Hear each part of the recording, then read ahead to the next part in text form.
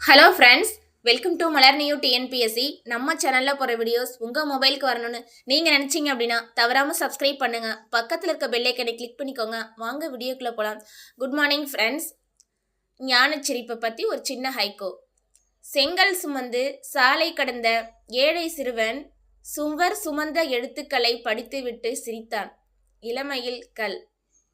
வாழ்க்கையின் அடுத்த நொடி புதரிலிருந்தும் பதைப்பதிலிருந்தும் எப்போதும் நீங்க முடியாது என்பதை நினைவூட்டி விடுகிறது புதிய எண்ணிலிருந்து வரும் ஓர் அழைப்பு.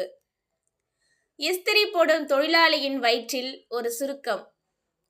குழந்தை செய்தது என்னவோ கப்பல்தான், அதை விமானமாக்கியது காற்று. குழந்தைகள் விளையாடும் மரத்தடியில் பழத்தை நழுவ விடுகிறது அணில். செருப்பில் ஏறி பார்த்து காலுக்கு பொருந்தாமல் இறங்கிச் செல்கிறது எறும்பு. பிள்ளையை பெற்றுதான் என் பெண்மையை நிரூபிக்க வேண்டுமெனில் மனிதாபிமானம் மாண்டு போன இந்த சமூகத்தில் நான் மலடியாகவே இருந்துவிட்டு போகிறேன். பிரபஞ்சம் இன்று உங்களுக்கு அனுப்பியிருக்கும் செய்தி, உங்களுக்கு ஒன்று நடக்க வேண்டும் என்று இருந்தால் அது நடந்தே தீரும். நீங்கள் எதையும் கட்டாயப்படுத்த தேவையில்லை. நீங்கள் யாரையும் சமாதானப்படுத்த தேவையில்லை. நீங்கள் எதை பற்றியும் கவலைப்பட தேவையில்லை. அதுவாகவே உங்களிடம் வரும், அதுவாகவே உங்களுக்கு நடக்கும். உங்களுக்கு தேவையான அனைத்தையும் நீங்கள் ஈர்க்கிறீர்கள். உங்கள் வாழ்க்கையின் நேரத்தை நம்புங்கள், அதிசயங்களை நம்புங்கள். சற்றே பொறுத்திருங்கள், அது கண்டிப்பாக நடக்கும், நடந்தே தீரும். இது பிரபஞ்சத்தின் விதி. இதை நீங்கள் நம்புவது கடினம். ஜாக்கி சான் தான் உழைச்சி சம்பாதிச்ச சொத்தில் தன் மகனுக்கு ஒரு பைசா கூட கொடுக்க முடியாதுன்னு கராரா முடிவெடுத்துட்டு அறிவிச்சிட்டாரு. அவருடைய மொத்த சொத்து மதிப்பு 400 மில்லியன் அமெரிக்க டாலர். இப்படி ஒரு முடிவை அவர் ஏன் எடுத்தாரு அப்படின்றத அறிஞ்சு நீங்க கேட்டீங்க அப்படின்னா ஆச்சரியப்படுவீங்க. காரணம், அவருடைய மகன் சுயநலவாதியாகவும் தீய பழக்கங்கள் உள்ளவராகவும் பார்க்கப்பட்டார். அவருடைய மகனின் மீது போதைப் பொருள் பயன்படுத்தியது உட்பட பல வழக்குகள் நிலுவையில் இருந்துச்சு. போதை மருந்து இல்லாத ஆரோக்கியமான வாழ்க்கை வாழ்வதற்கும் கடுமையா உழைப்பிற்கும் சிறந்த உதாரணமா ஜாக்கி சானிற்கு இது ஒரு பேரதிர்ச்சியையும் கொடுத்துச்சு. அதனால ஜாக்கி தன்னுடைய சொத்துல தன் மகனுக்கு ஒரு பைசா கூட கொடுக்க முடியாது அப்படின்னு சொல்லிட்டார்.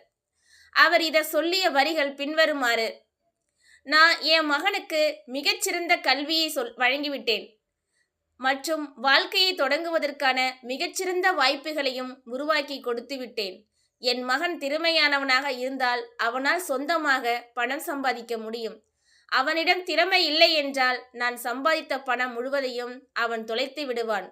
ஜாக்கி சான் தனது பெரும் செல்வம் முழுவதையும் பொது சேவை செய்யும் தொண்டு நிறுவனங்களுக்கு வழங்க முடிவு செய்துள்ளார்.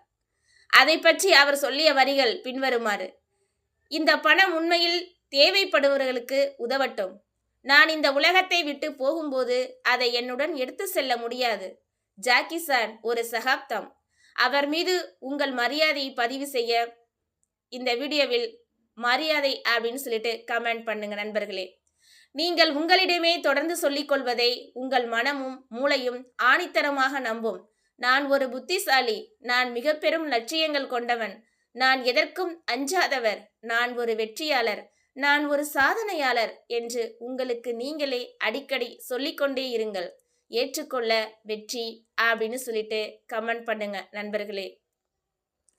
கடவுள் உங்களை வெற்றியாளராக்க முடிவு செய்து விட்டால் முதலில் உங்களை சுக்குநூறாக உடைப்பார்.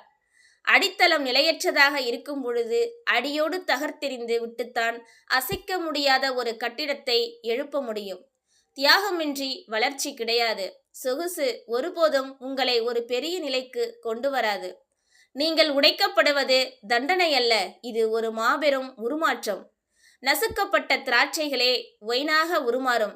நெருப்பு பற்றி எரியும். உருகும் பானைக்குள் சென்ற பின்னே தங்கம் மிளிரும். மிக வெப்பமான நெருப்புக்குள் சென்று வந்தால்தான் அது சிறந்த எஃகாகும். பயங்கர அழுத்தத்தின் கீழ்த்தாக்கு பிடித்த பின்பே வைரம் ஜொலிக்கும். விதைகள் இருளில் மட்டுமே வளரும். ஆகவே உங்கள் உலகம் அப்படியே சரிந்து விழும் பொழுது அது இறுதி முடிவல்ல என்று புரிந்து கொள்ளுங்கள் நண்பர்களே. அது ஒரு புதிய ஆரம்பத்தின் துவக்கப்பள்ளியாக கூட இருக்கலாம். இந்த உருமாற்ற காலத்தில் பல நண்பர்கள் உங்களை விட்டு பிரிந்து செல்வார்கள். அவர்கள் உங்களை வெறுக்கவில்லை. நீங்கள் போகும் உயரங்கள் அவர்களுக்கு பாதுகாப்பாகவும் சொகுசாகவும் இல்லை என்பதால் பிரிந்து போகிறார்கள். ஒரு ஞானி சொன்னது, it's better to walk alone than to walk with those who are going nowhere. இலக்கே இல்லாதவர்களுடன் சேர்ந்து பயணிப்பதை விட இலக்கை நோக்கி தனியாக பயணிப்பது மிக நல்லது. Greatness isn't given. மகத்துவங்கள் விலை கொடுத்து வாங்கப்படுவதில்லை. வியர்வை சிந்தி, ரத்தம் சிந்தி, வலிகளை, வேதனைகளை, ரணங்களை பொருட்படுத்தாமல் கடுமையான உழைப்பு மற்றும் என்ன ஆனாலும் உயிரே போனாலும் வெற்றி பெற்றே தீருவேன் என்ற நிலைத்தன்மையுடன் பெறப்படுவதே மகத்துவம். So life didn't break you to hurt you. It broke you to rebuild you. Okay, thank you. Thank you for watching.